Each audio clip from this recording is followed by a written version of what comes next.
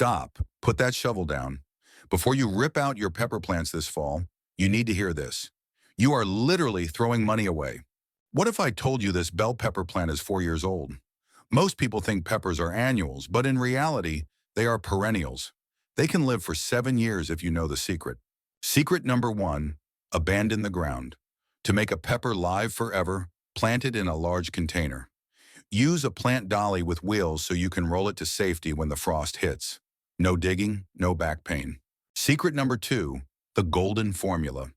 Garden soil turns to concrete in a pot. Use 50% potting mix, 30% compost, and 20% perlite.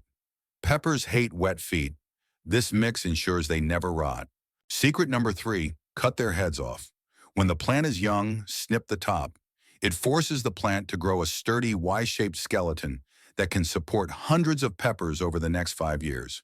Secret number four, trick the plant.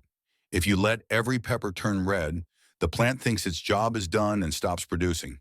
Harvest 70% of them while they're green to keep the pepper factory running all season. Secret number five, elevation. Keep pots on a deck or balcony to keep deer and rabbits away for free. Secret number six, the secret weapon.